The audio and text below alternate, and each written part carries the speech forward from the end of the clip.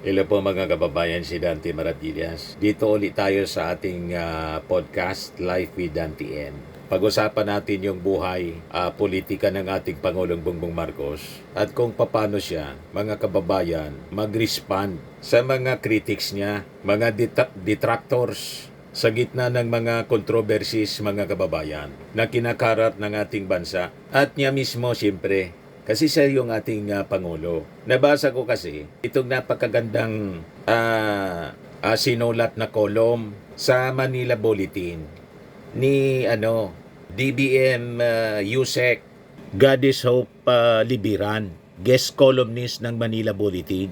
Napakaganda yung kanyang sinulat niya rito. Sabi niya, "Sometimes I wonder how President BBM keeps his composure amid critics and detractors. If it were me, anya, I might have already lashed out."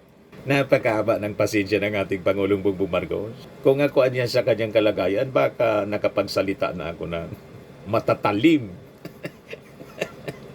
O, di ba? Yan ang wala sa ibang mga leaders. Kaanga-anga ang pasensya ng ating Pangulong Bongbong Marcos, ang kanyang composure. Di ba ba? Kaya napasulat po ng isang kolom sa Manila Bulletin si Yusek Libiran para i-describe ang pagkatao ng ating Pangulong Bongbong Marcos na talagang kahanga-anga. Kung ako lang anya, I might have already lashed out, but he chooses peace, grace, and steady focus on his goals for our country, for our people, sabi niya. That is leadership by quiet strength. That is grace under fire. On his birthday, nag-birthday kasi nung September 12.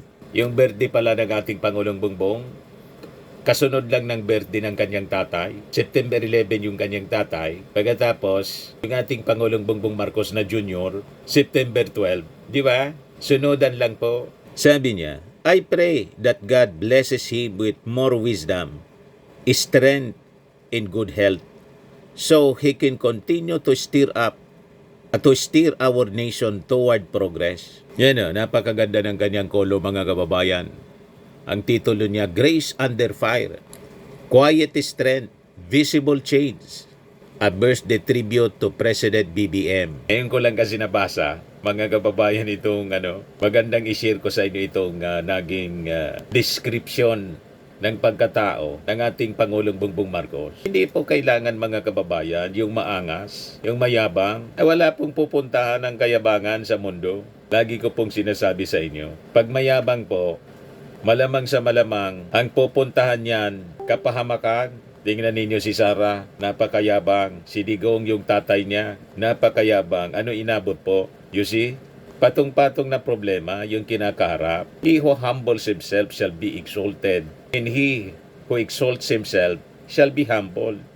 Yung mga mayayabang daw, mapagmataas, mayayabang, arugante, binababa ng ating Panginoon. Yung iba nakakulong. Sino niya, Mr. Maravillas? Alam na ninyo. Tingnan ninyo yung mga mayayabang, nakakulong. Si Pacquiao, napakayabang, nakakulong. Si Tebes, yung general po, ang mga mana sa kanila, hindi pa nakakulong. Nasa pagtatago. Si Harry Roque, napakayabang, napakaingay, napakamadaldal. Ano inabot, mga kababayan? Wanted. Nagmamakaawa na kasi ubos na, mga kababayan, yung kanyang savings daw. You see? O si Digong, yung PDP laban. Ano inabot, mga kababayan? Anong pakiusap ngayon? Nakikiusap sa ating Pangulong Bongbong Marcos na tumulong para makabalik dito sa Pilipinas si Digong. You see? Napakaganda pala nitong si Goddess. Talagang bagay sa kanya yung pangalang Goddess Hope Libiran. Sabi niya dyan, there's hope.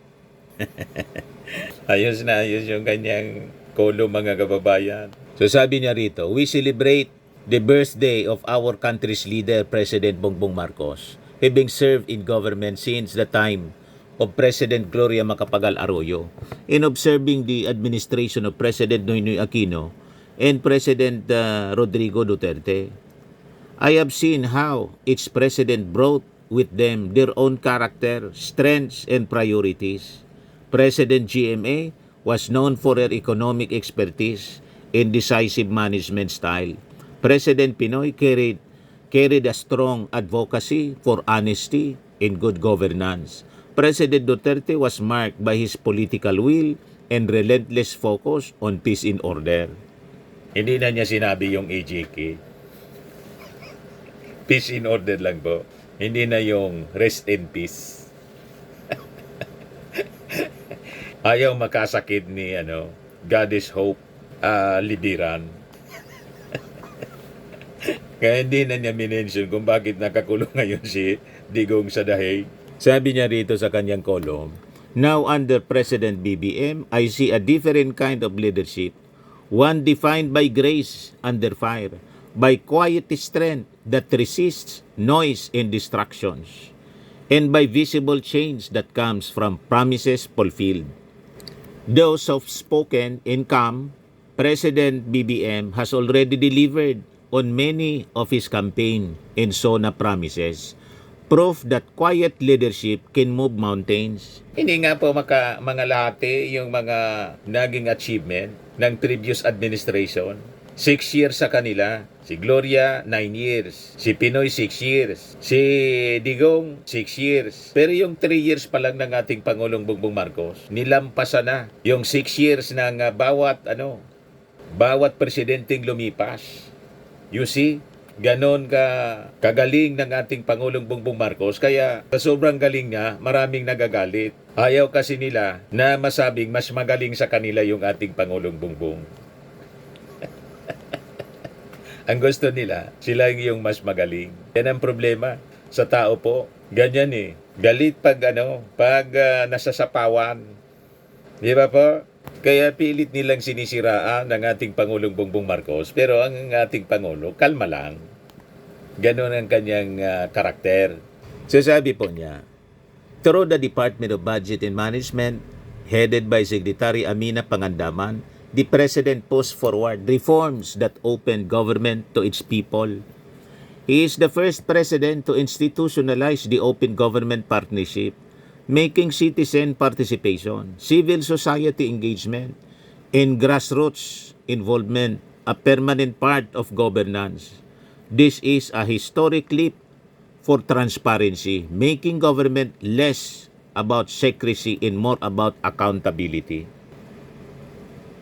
He also fulfilled a major promise to strengthen our education system. Under his administration, the DBM created thousands of new positions, 20,000 teaching posts and 15,000 non-teaching posts.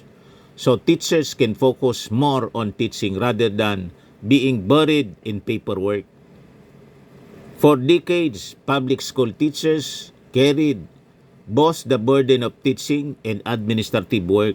Now, their load is lighter and their classrooms are better supported. This was coupled with the signing of the expanded career progression system for teachers, ensuring that no teacher retires at the entry-level rank of Teacher 1. With BBM, teachers can finally look forward to dignified career growth.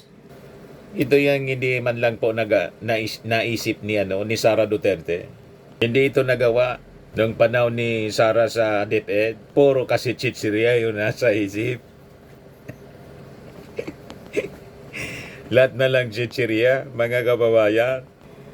He has also kept his word on supporting the most vulnerable. His SONA commitment to expand for peace, benefits for indigent mothers with very young children is now reality. I read stories of mothers who can finally buy milk, diapers, and ensure proper health check-ups for their babies thanks to higher grants.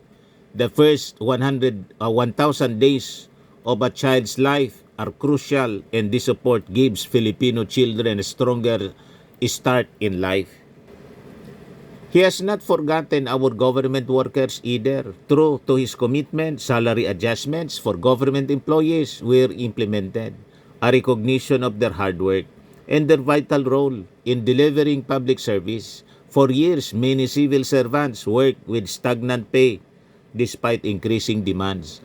Under BBM, they received long overdue relief, boosting moral and reaffirming that their service is valued. May balance po sa pamumuno ng ating Pangulo, hindi yung lahat na lang tukhang. Tukang dito, tukang doon. Ang resulta, kulong. Di ba po? Sabi pa niya, at the same time, President BBM showed his deep respect for our soldiers, police and uniform personnel by approving an increase in their subsistence allowance for those who risk their lives daily in service of peace and security. This is more than just an allowance. It is a message that their sacrifices are recognized and that government stands firmly behind them. Kaya wala silang magatungan na mag-alsa. Sige, panawagan po na mag-withdraw na ng support. Yung mga DDS, pag gusto talagang iupo na si Sara, wala man makinig po. Red check. You see, yung sa September 21 nga rally, may sumigaw doon sa presko ng resign BBM. Tinupalpal ng organizer mismo. Wala man na niya yan sa usapan natin na may sisigaw na Marcos resign. Wala yan sa agenda. Supalpal yung mga magabayan. Sabi pa niya, what I admire most is that he always puts people above politics. Secretary Amena Pangandaman often tells me, even if a program is posed by a political opponent, if he sees that it will benefit Filipinos, he support it. He does not punish or withhold for political reasons. His measure of leadership is the common good, not political gain. Kaya nga po, itong independent commission po na binuo ng ating Pangulo, ang chairman po, dating appointee ni Digong, si retired Justice Reyes. Yung member po, si Babe Singson, dating DPWH secretary ni Pinoy. Si Magalong, ang Linux po, Duterte. Yung isa lang na member po, ang masasabi natin, walang kulay politika.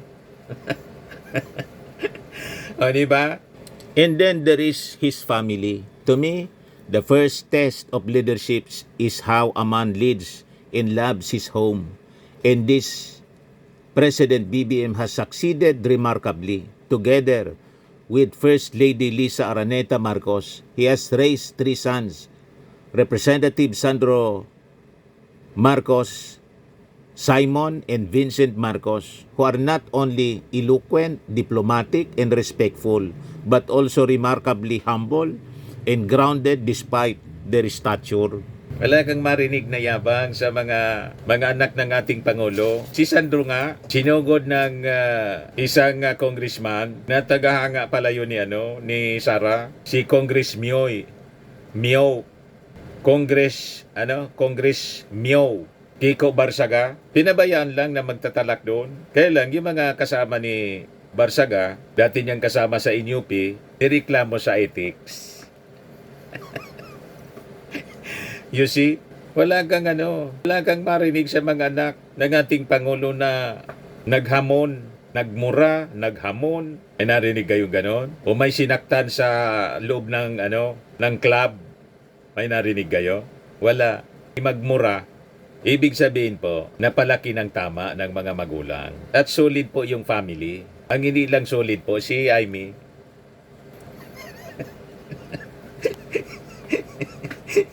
Kaya huwag na tayo magtaka kung si Amy tumama sa hindi din solid ang pamilya sa mga Duterte.